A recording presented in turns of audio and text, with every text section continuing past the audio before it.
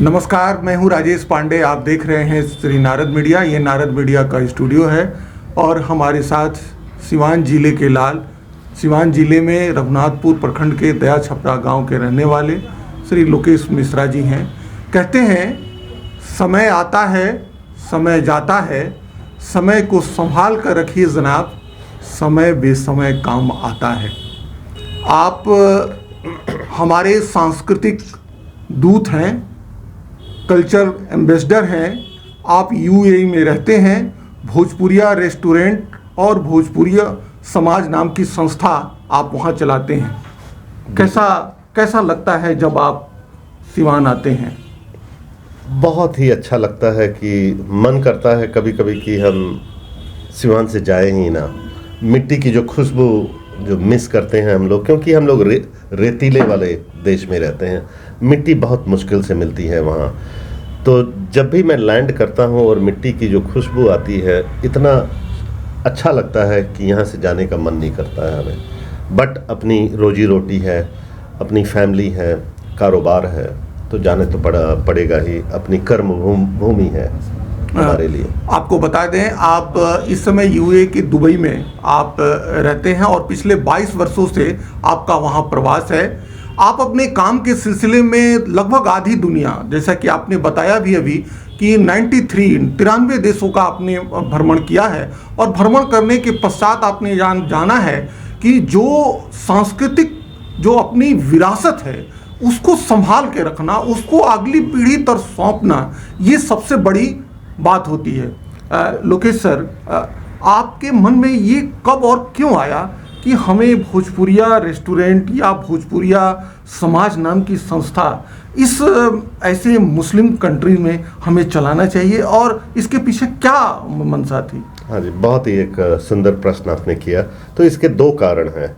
जहाँ तक भोजपुरिया रेस्टोरेंट का सवाल है, तो मेरी कॉर्पोरेट लाइफ में करीब 25 साल प्लस मैं ऑलरेडी काम कर चुका हूँ। बहुत अलग अलग कंट्रीज़ में, ऑस्ट्रेलिया, सिंगापुर, फिर लंदन, फ्रांस, जर्मनी, और इन सारे देशों में काम करने के बाद एक वक्त ऐसा आता है जब आप अपनी आप से सोचते हैं कि what is the purpose of my life, मेरी एग्जिस्टेंस क्यों है।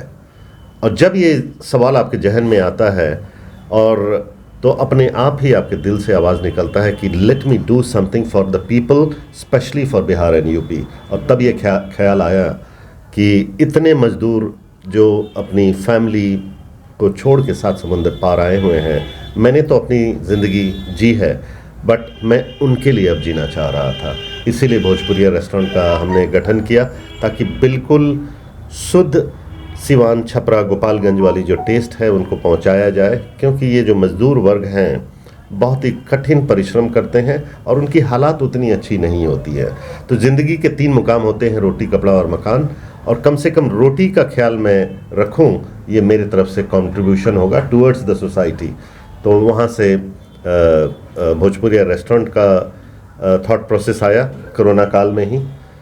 और जहाँ तक भोजपुरिया परिवार का सवाल है, इसमें मेरे बड़े मित्र हैं और बड़े भाई के समान हैं श्री अजय कुमार शाही जी और मैं। हम दोनों ने मिल के भोजपुरिया परिवार का गठन किया है, जिसमें अजय शाही जी उसके प्रेसिडेंट हैं और मैं वाइस प्रेसिडेंट हूँ।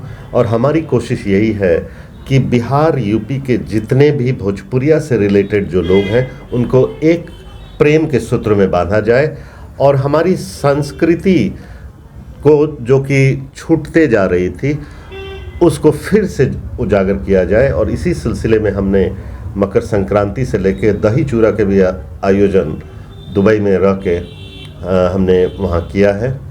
मकर संक्रांति, दिवाली, उसके बाद दुर्गा पूजा, शिव जलाभिषेक, वहाँ पे शिव जलाभिषेक हमने, होली भी बड़े, होली तो ग्रैंड सेलिब्रेशन विद ठेकुआ, और last but not the least हमने तो कुछ लोकल कलाकार जो झाल बजाते हैं और ढोलक वगैरह पे जो हैं उनसे लोक गीत भी करवाया, ताकि बिल्कुल ही ट्रेडिशनल अंदाज में हमने 5 स्टार, हम चाहते तो 5 स्टार होटल में जा सकते थे, बट वो माहौल छोड़कर हमने एक पार्क में बिल्कुल ही सादगी के साथ अपने कल्चर को बरकरार रखा और बिल्कुल ही वही भोजपुरिया सिवान वाले अंदाज में हमने दुबई में मनाया। लोकेश सर, ये सिवान के प्रशासनिक जन्म का ये 50वां वर्ष है और आप इस अवसर पर यहाँ आए हैं। इसी 3 दिसंबर को सिवान अपने स्थापना के 50 वर्ष पूरे कर रहा है और हमें लगता है कि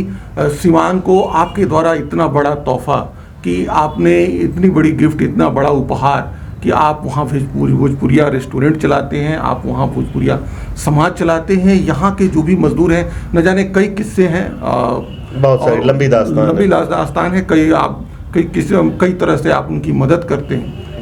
क्या कहेंगे सिवान जिले के बारे में, जो आपकी बचपन की याद में है सिवान?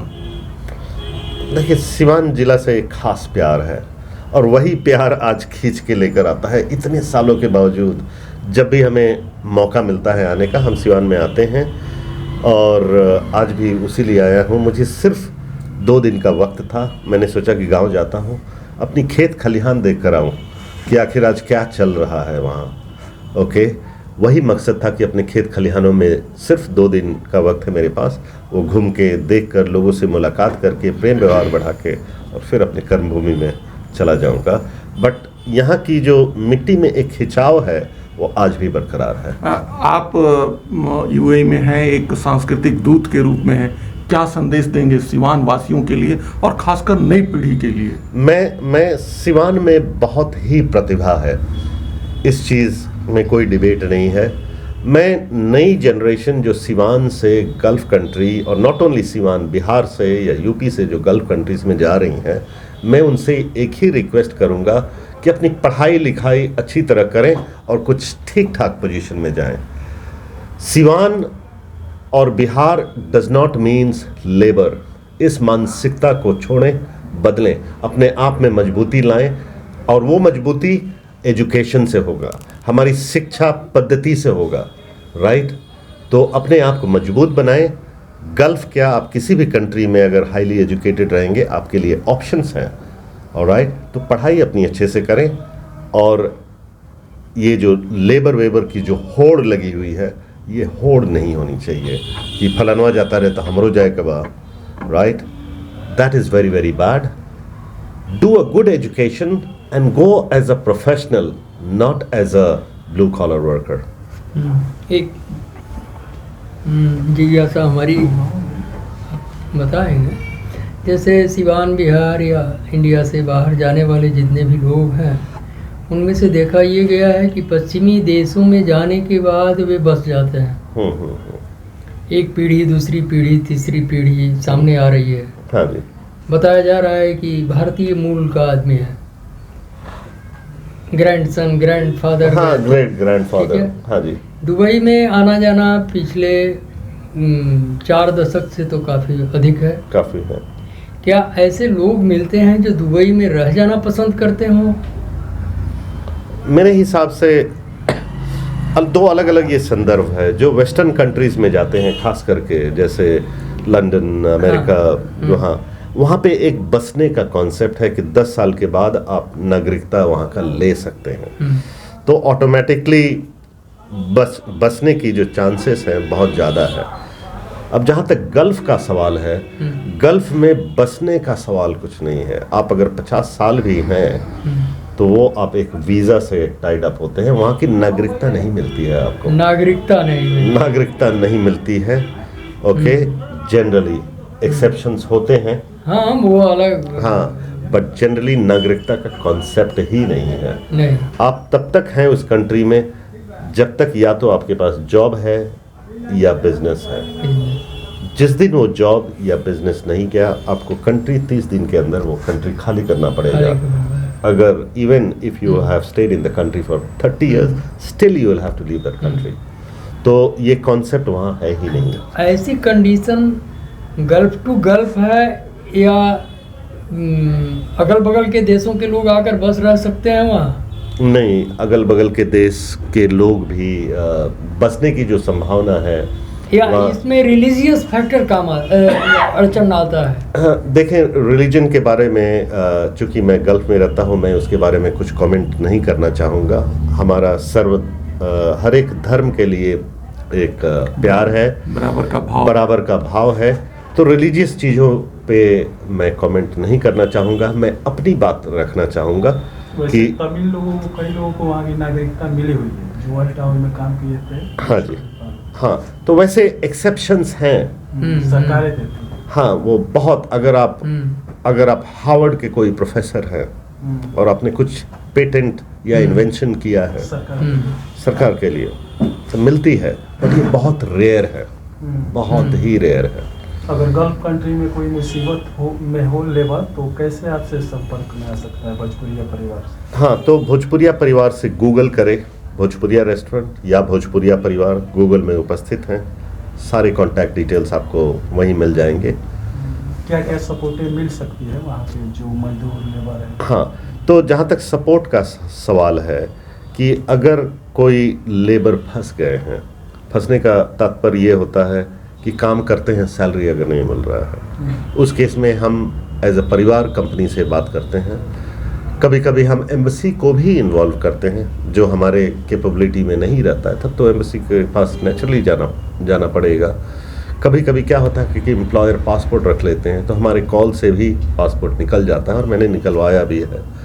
ओके, अगर ज़रूरत पड़ी तो लॉयर की भी अगर ज़रूरत पड़ी तो हमारी टीम में कुछ लॉयर्स भी हैं, उनसे भी सलाह लेकर कि नेक्स्ट स्टेप क्या होना चाहिए वो भी हम सपोर्ट करते हैं। और कोशिश यही रहती है कि कम भाग दौड़ में, कम खर्चे में या बिना किसी खर्चे में उस बंदे का प्रॉब्लम सॉल्व हो जाए, हमारी कोशिश यही रहती है। सरकारों के साथ आपका ऑर्गेनाइजेशन रिकॉग्नाइज्ड होता है, वो इसको कंसीडर करते हैं कि हाँ आप एक एक्चुअल प्रतिनिधि हैं देखिए डिसीज के? हाँ, ये बहुत ही अच्छा सवाल पूछा।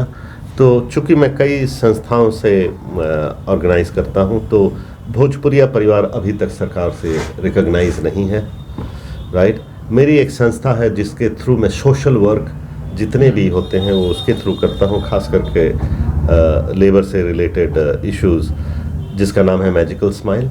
वो गवर्नमेंट से अप्रूव्ड है, जिसका बॉडी का नाम है CDA, community development authority of Dubai, उनसे अप्रूव्ड है। और अभी हमारी कोशिश ये भी है कि भोजपुरिया परिवार भी हम वहाँ के सरकार से अप्रूवल ले लें, ताकि हम और ज़्यादा स्केल पे खुल के एक लीगल स्टेटस में करें। वो हमारी नेक्स्ट कोशिश है। हालांकि अप्रूवल मिलना बहुत डिफ़िकल्ट है, बट हमारी प्रोसेस और प्रक्रिया चल रही है। आपको मैं बता दूं, सिवान जो अपने स्थापना के 50 वर्ष पूरे कर रहा है, इस अवसर पर अगले वर्ष यानी 2023 में 2 मई से 10 मई तक अपने ही ज़िले के गुठनी के रहने वाले राजन जी महाराज का यहाँ राम कथा होना सुनिश्चित है सिवान मुख्यालय में। तो आप लोकेश सर, आप हमारे एक प्रतिनिधि के रूप में दुबई में हैं, इसमें आपसे पूरे सहयोग की हम अपेक्षा रखते हैं। और ये भी हम आपसे चाहते हैं कि ना 8 दिन लेकिन 1-2 दिन के लिए भी आप उस कथा में अवश्य सम्मिलित हों, आप यहाँ पे आए। आप यहाँ आए, नारद मीडिया के स्टूडियो में आए, आपने इतनी अच्छी अच्छी बातें बताई और सबसे बढ़ के सिवान एट 50 पे आप आए, और ये बहुत बड़ा क्षण है, बहुत भावुक करने वाला क्षण है ये नारद मीडिया के लिए। इसके लिए आपको बहुत बहुत धन्यवाद। और आपके बारे में यही कहा जा सकता है कि जब मन बना लिया है ऊंची उड़ान का, तो फिजूल है कदम अपना आसमान का।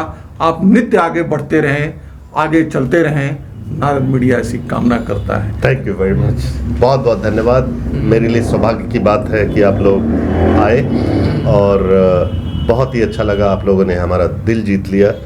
और जाते जाते मैं यही कहूँगा कि कथा का जो आयोजन कर रहे हैं, सांस्कृतिक जो बढ़ावा कर रहे हैं आप लोग, ये हमारे लिए गौरव की बात है, क्योंकि मैं राजन जी महाराज का भक्त भी हूँ और रिसेंटली दुबई आए भी थे, तो उनके भक्ति में मैं विभोर हो गया था। और मुझे लगता है कि वो मैजिक यहाँ भी फैलेगा और लोग जुटेंगे। और हमारी तरफ से जितनी भी कोशिश यही रहेगी कि मैं अपनी तरफ से जितना सहयोग हो सके मैं करूँगा, और लोगों से भी उत्साहित करूँगा ताकि वो भी इस पूजा में और आपके कार्यक्रम में सहयोग करें। Thank you very much. God bless you guys.